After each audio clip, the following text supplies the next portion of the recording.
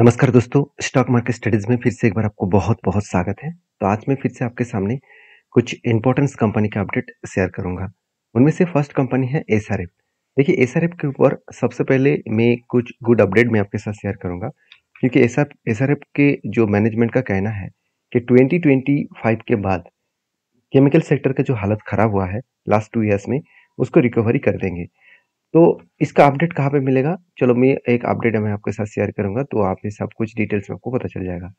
आप देख सकते हैं एक ऑफिशियल वेबसाइट में एक डेटा मुझे मिला और एसआरएफ के टोटल क्वार्टर 4 के रिजल्ट के डेटा के हिसाब से, तो जहाँ पे मुझे एक पॉइंट देखने को मिला। आप देख सकते हैं over the last year and specifically in the last 6 month a large number of plants have been capitalized to the turn approximately 1800 crore.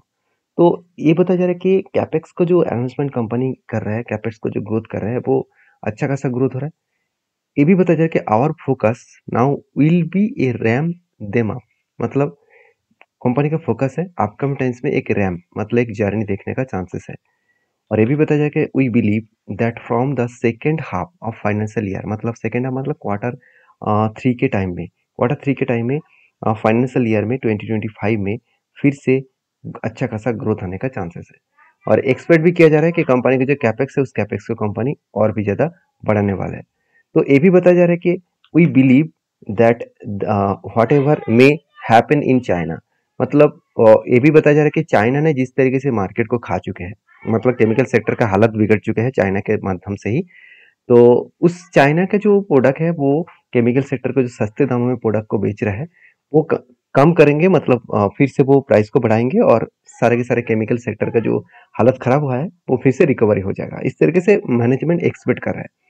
अभी मैनेजमेंट की एक्सपेक्टेशन तो यहाँ पे बहुत कुछ है।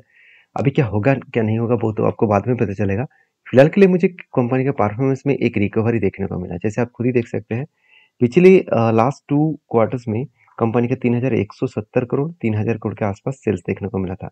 इस बार 3570 करोड़ के आसपास सेल्स देखने को मिले। एक्सपेंस के बारे में बात करूँ तो 2550 से लेकर 2800 करोड़ के आसपास एक्सपेंस है। और नेट प्रॉफिट के बारे में बात करूँ तो 300 करोड़ से 400 करोड़ तक बना, मतलब 250 करोड़ से डायरेक्टली 422 करोड़, मतलब ऑलमोस्ट डबल के नज़दीक जाता हुआ देखने को मिला है।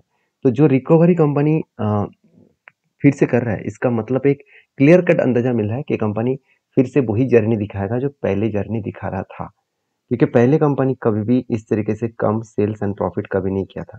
पूरा का पूरा सेक्टर की हालत खराब है, तो इसलिए इस कंपनी का भी हालत खराब होता हुआ देखने को मिले। अभी इंस्टीट्यूशन क्या कर रहा है, उसके लिए आपको म्यूचुअल फंड के डिटेल्स को देखना पड़ेगा। अगर म्यूचुअल फंड के डेटा के बारे में बात करूँ तो म्यूचुअल फंड कोई भी एक मंथ ऐसा नहीं गया कि जहाँ पे बाई नहीं किया। कंटिन्यूसली दिसंबर, जनवरी, फरवरी, मार्च इसमें बाई किया और अप्रैल मंथ में सेल ऑफ किया और मार्च मंथ में फिर से बाई किया।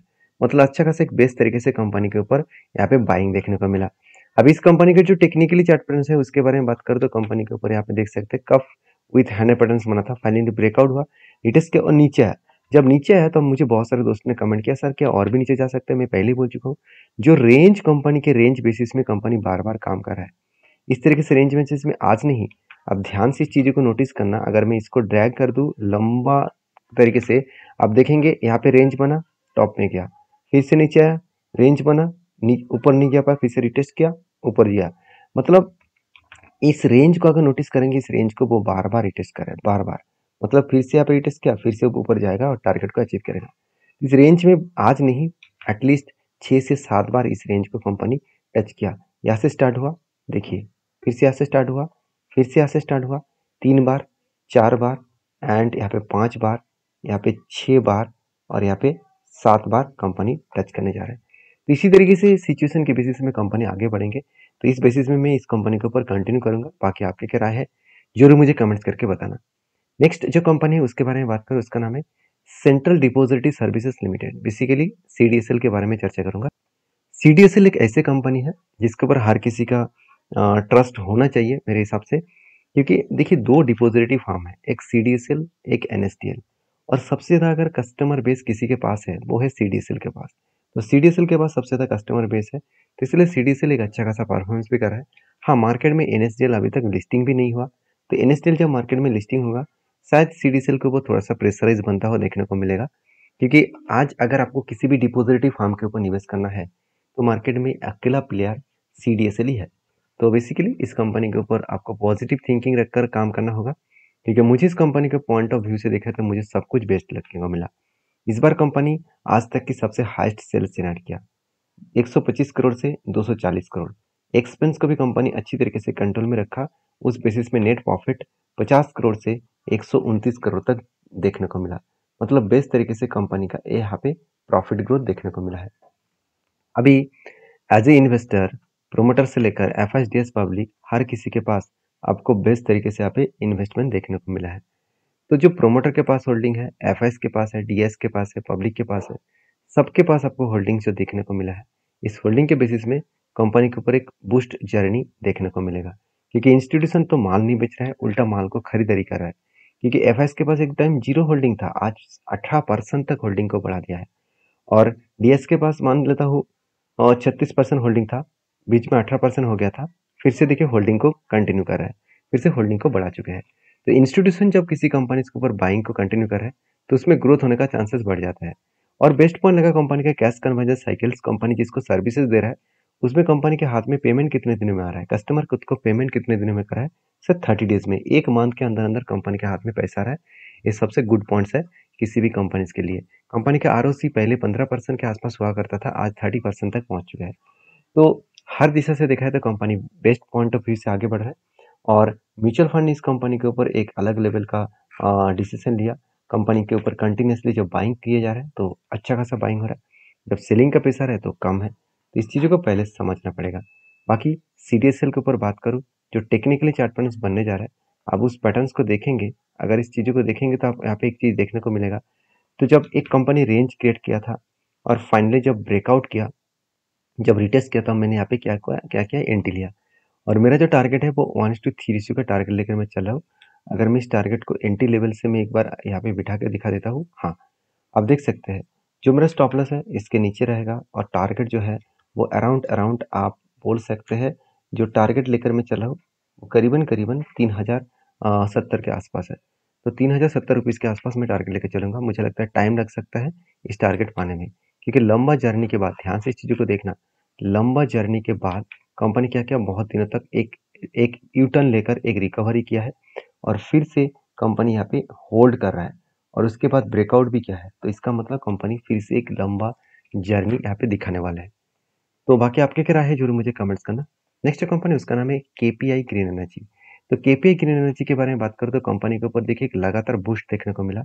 एक साल पहले इस कंपनी का प्राइस था 430 रुपीज, और आज कहाँ पे है, 1800 रुपीज के आसपास। तो अराउंड 5 टाइम्स, तो सॉरी 5 टाइम्स के आसपास, 4 टाइम्स आप बोल सकते हैं। तो 4 टाइम्स से भी ज़्यादा कंपनी यहाँ पे रिटर्न जनरेट करके दिया। तो 4 टाइम रिटर्न जनरेट करके दिया, तो कंपनी में क्या सही में दम है, कंपनी का सही में काम कर रहा है? चलो वो मैं आपको दिखाता हूँ। अगर मैं कंपनी के डेटा के बारे में बात करूँ तो आप देख सकते हैं कंपनी का जो करंट ऑर्डर बुक है वो 1.23 गीगावाट का। तो सोचिए कितना बड़ा टारगेट कंपनी बुक करके चल रहा है। और वो भी देखिए आईपीवी एंड सीपीवी के ऊपर, कंपनी के सबसे ज़्यादा सीपीवी के ऊपर काम किया जा रहा है। मतलब सोलर प्रोजेक्ट के ऊपर ज़्यादा से ज़्यादा काम किया जा रहा है। कंपनी हाइड्रोजन हाइब्रिड मतलब प्रोडक्ट प्रोडक्ट के ऊपर 280 के आसपास कंपनी काम कर रहा है। तो कंपनी की सबसे मज़ेदार बात है, कंपनी का टोटल कैपेसिटी जो है वो मेगावाट के हिसाब से 2021 में से कैपेसिटी था 58। तो टोटल 58 मेगावाट का कैपेसिटी था। 2022 में 165 था, 2023 में 312 था, आज 445 के ऊपर जा चुके हैं। मतलब कंपनी का जो कैपेसिटी है वो किस तरीके से ग्रोथ हुआ है आप देख सकते हैं।